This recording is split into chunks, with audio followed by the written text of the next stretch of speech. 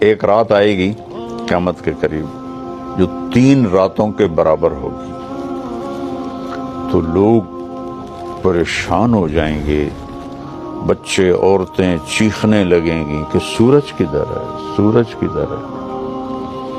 تو 3 راتوں کے یعنی 12 یا 36 گھنٹے کے بعد سورج مغرب سے نکلے گا اور سرخ پیلا تھوڑا سا اوپر جائے گا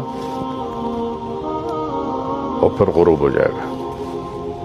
تو شیطان ایک دم سجدے میں گرے گا، کہے گا یا اللہ آج جس کو بھی تو کہتا ہے میں سجدہ کرنے کو تیار ہوں۔ تو اس کے چیلے پوچھیں گے کہ استاد جی یہ آپ کیا کہہ رہے ہیں؟ کہیں گے یہ میرے مرنے کا سب سے پہلا سائن آ گیا ہے۔ لیکن اس وقت توبہ بند ہو جائے گی، جو کفر پر ہے وہ اسلام اس کا قبول نہیں، اور جو توبہ کرنا چاہے اس کی توبہ قبول نہیں۔ پھر تھوڑی دیر کے بعد سورج مشرق سے نکلنا شروع ہو جائے گا۔ اس واقعے کے کچھ عرصے کے بعد صفا پہاڑ جہاں ہم سعی کرتے ہیں، حالانکہ وہ چھپ چکا ہے، تو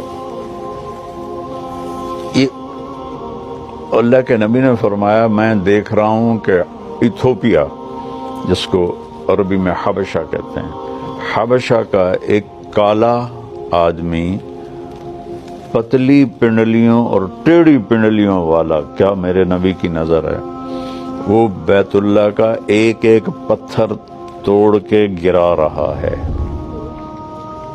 پہلے یہ ہوگا، جب بیت اللہ ٹوٹے گا تو پھر یہ اتنے بڑے بڑے ٹاور کون اور کیسے توڑے گا، یہ تو اللہ کو پتہ ہے، لیکن انہوں نے فلیٹ ہو جانا ہے۔ یہاں کتے پیشاب کریں گے، میرے نبی نے فرمایا مدینہ انسانوں سے خالی ہو جائے گا، مکہ انسانوں سے خالی ہو جائے گا۔ گزرنے والے قافلے کہیں گے یار لگتا ہے یہاں کبھی آبادی ہوگی۔ ابھی آپ اس آبادی کو دیکھیں، پھر حجم آبادی کو دیکھیں، اور پھر آپ میری بات کا تصور کریں تو آپ کہیں گے یہ تو ایسے ہی مولانا صاحب بات کر رہے ہیں، اور میں اللہ کے نبی کی آپ کو سنا رہا ہوں کہ گزرنے والے لوگ کہیں گے یار لگتا ہے یہاں کبھی کوئی لوگ رہتے ہوں گے، لوگ رہتے ہوں گے۔